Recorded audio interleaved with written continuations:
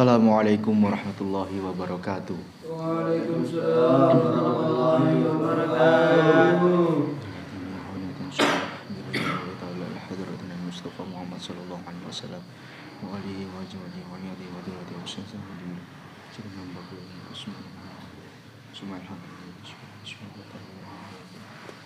Al-Fatihah. A'udzu billahi minasyaitonir rajim. Bismillahirrahmanirrahim. Alhamdulillahirabbil alamin arrahmanir rahim maliki yaumiddin. Iyyaka na'budu wa iyyaka nasta'in ihdinas siratal mustaqim.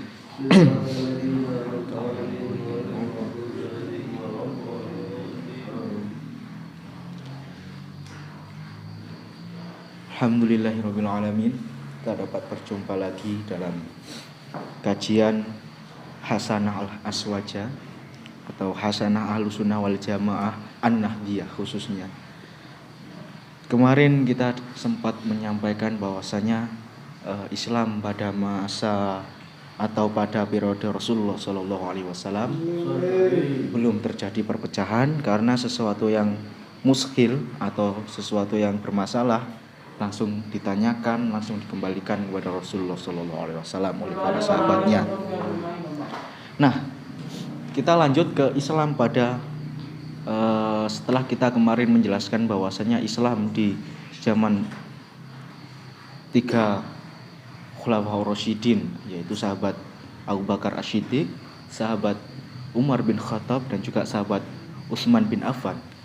Nah, dari hal ini yang ada beberapa permasalahan kecil yang dimana pada periode sahabat Abu Bakar As-Siddiq terjadi ada pemberontakan kecil yang dimana ada beberapa kelompok yang tidak mau membayar zakat, dan juga ada gerakan-gerakan dari nabi-nabi palsu seperti Musailamah al-Kadzdzab dan juga yang lain-lain. Sedangkan di periode sahabat Umar bin Khattab bahkan sampai terjadi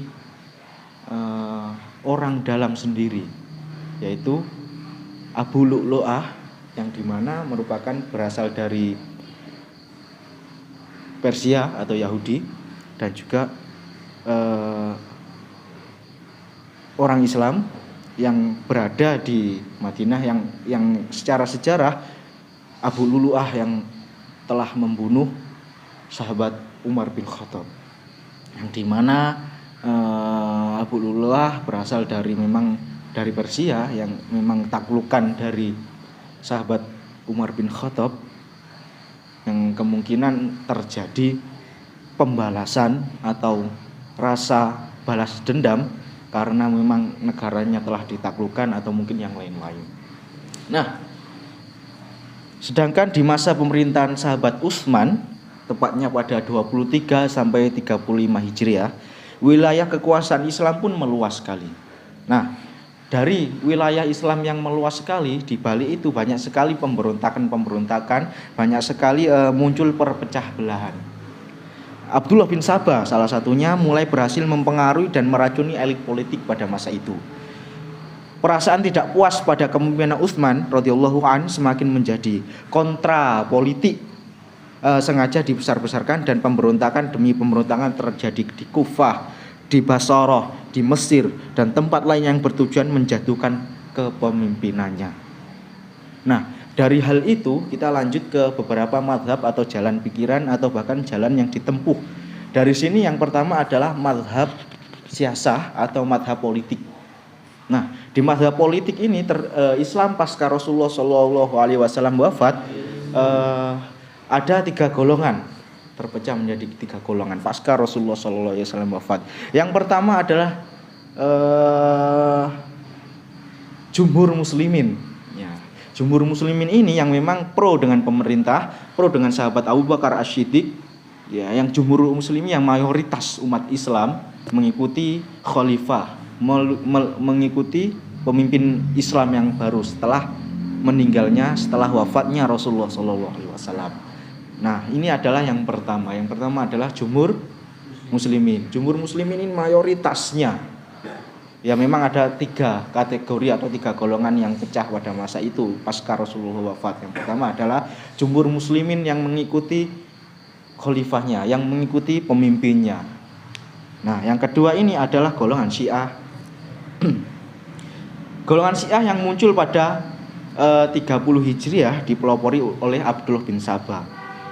Yaitu adalah ini. Tadi kan kita jelaskan bahwasannya Abdullah bin Sabah ini membuat gerakan-gerakan pada periodenya sahabat Utsman bin Affan, yaitu membuat gerakan-gerakan yang dimana untuk menjatuhkan khalifah pada masa itu, yang membuat gerakan-gerakan, membuat siasah politik, membuat strategi untuk terjadi pemberontakan di mana-mana, di Mesir, di Basrah, dan juga tempat-tempat yang dimana tujuannya adalah untuk menjatuhkan pemimpin muslim pada masa itu, sahabat Utsman bin Affan. Nah, Abdullah bin Sabah ini adalah pendeta Yahudi dari Yaman yang masuk Islam dan beroposisi dengan Khalifah Utsman bin Affan radhiyallahu an. Saat datang di Madinah, nah ini salah satu yang ditenggarai. Ketika Abdullah bin Sabah datang ke Madinah, Khalifah pada masa itu tidak menerima dengan baik. Dia tidak terlalu mendapatkan penghargaan dari Khalifah, tidak mendapatkan penghargaan, sehingga mungkin ada timbul rasa gimana ya, rasa nggak enak dan juga rasa pegel. Apa bahasa ini? Mangkel. Apa bahasa Indonesianya? Jengkel kepada Khalifah, sehingga timbul perasaan untuk bahkan sampai perasaannya nggak cuma jengkel, tapi malah untuk menggulingkannya. Sama halnya, makanya kita di sini pada terhadap semua orang, ayo kita baik-baik terhadap semua orang, baik-baik terhadap teman, baik-baik dengan ini sahabat dan juga yang lain-lain. Bahwasanya kalau kalian tidak bisa membuat mereka nyaman, baik ada teman, ada tamu yang datang, bahkan ayo muliakan tamu yang datang, ayo muliakan sahabat yang datang. Kalau kalian tidak memuliakannya, mungkin ada perasaan jengkel yang pertama. Kalau awalnya jengkel, mungkin bahkan beliau membencimu dan juga bahkan menggulingkanmu nanti. Nah, makanya ayo kita berusaha untuk baik dan juga berusaha untuk menerima tamu dengan baik. Nah, di situ. Nah, dia marah karena Khalifah tidak menerima, tidak menghargai datangnya beliau, sehingga beliau kan merasa Abdul bin Sabah mungkin merasa bahwasannya dia adalah orang yang berpengaruh di Yaman pada masa itu, karena memang dia adalah pendeta, dan pendeta masuk Muslim. Ketika menjadi pendeta, dia ya di sini seakan-akan kiai lah pada masa itu, kiainya Nasrani lah. Sehingga ketika masuk Islam, datang di Madinah tidak mendapatkan penghargaan yang selayaknya mungkin bagi dia dari khalifah dan juga dari orang-orang Muslim pada masa itu.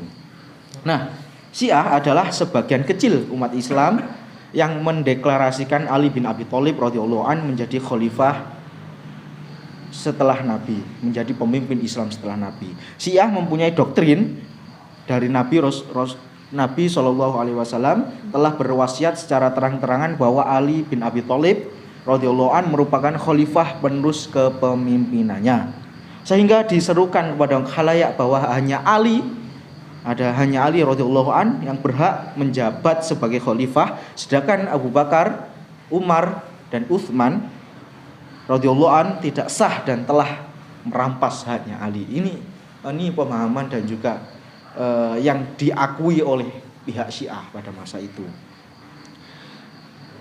Nah, Syiah secara umum atau selain Zaidiyah dalam hal imamah ini kita jelaskan Syiah secara imamah dulu.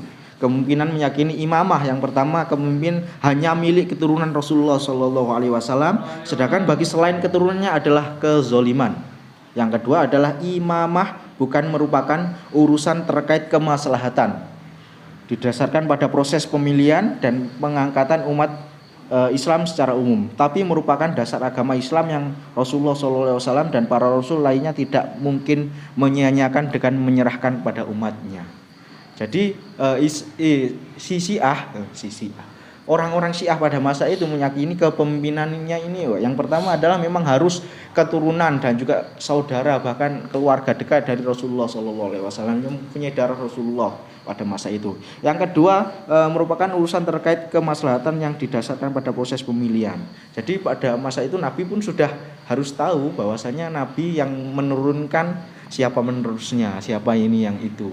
Nah, yang ketiga ini, para imamah atau para imam pada masa itu harus bersifat maksum. Nah, maksum ini yang berat kita ikuti. Maksum adalah terjaga dari dosa besar maupun kecil.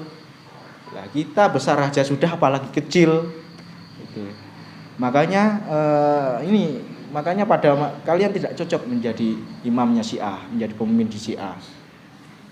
Ya, gak cocok sama sekali karena orang-orang Syiah meyakini bahwasanya imam itu harus maksum. Imam itu harus terjaga dari dosa kecil maupun dosa besar. Wah, ini ya berat sekali kita. Berat sekali kalau kita menjadi pemimpin, menjadi imam, bahkan menjadi imam di orang-orang Syiah. Karena orang-orang Syiah ini terjaga dari dosa-dosa kecil. Wah, gimana ini dosa kecil aja terjaga? Dosa apalagi yang dosa besar. Wong kita kebalikannya. Wong kita dosa besar aja sering melakukan, apalagi dosa yang kecil. Itu sering sekali kita melaksanakan, astagfirullahaladzim. Nah, ya ini kita tidak cocok. Lagi-lagi tidak cocok menjadi imam, jadi imamah atau pemimpin di kaum orang Syiah pada masa itu. Mungkin nggak tahu kalau sekarang bagaimana, apakah tetap seperti ini apakah enggak.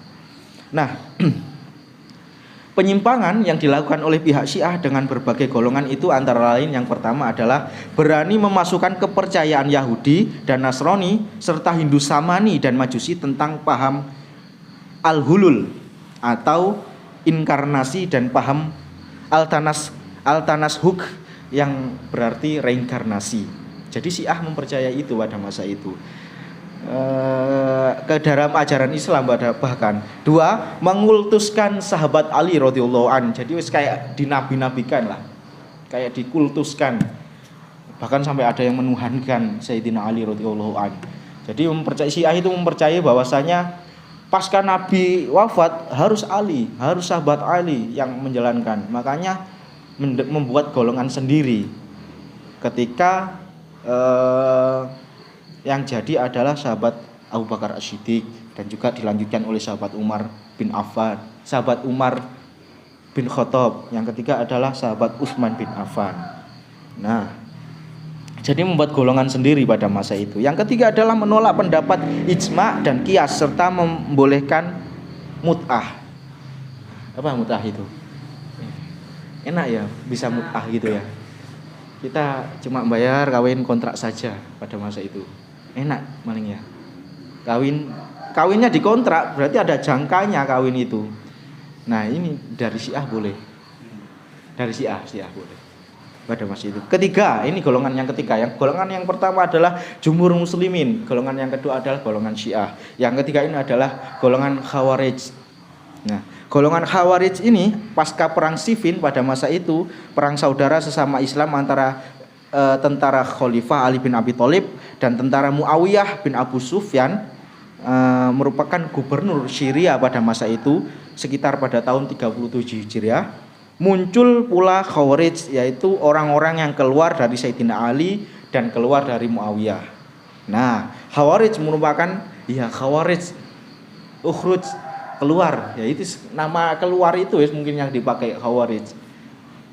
Khawarij merupakan kelompok minoritas yang pertama adalah keluar dari jamaah atau persatuan Islam atau jumhur muslimin yang di bawah pimpinan Utsman bin Affan pada masa itu, dan menobatkan diri sebagai oposisi atau orang-orang atau kelompok yang menolak, yang memusuhi, bahkan sampai memusuhi dari pemimpin yang sah, yaitu sahabat Utsman bin Affan pada masa itu. Bahkan membunuhnya. Nah, ini berarti yang membunuh sahabat Utsman bin Affan atau Khulafaur Rasyidin yang ketiga, yaitu adalah golongan Khawarij, dan menganggapnya telah kafir. Yang B, menolak kebijakan Ali bin Abi Thalib radhiyallahu an yang menerima tahkim atau perjanjian damai. Jadi golongan Khawarij ini menolak keputusan Sayyidina Ali yang memutuskan untuk damai dengan Muawiyah, menghentikan perang pada masa itu.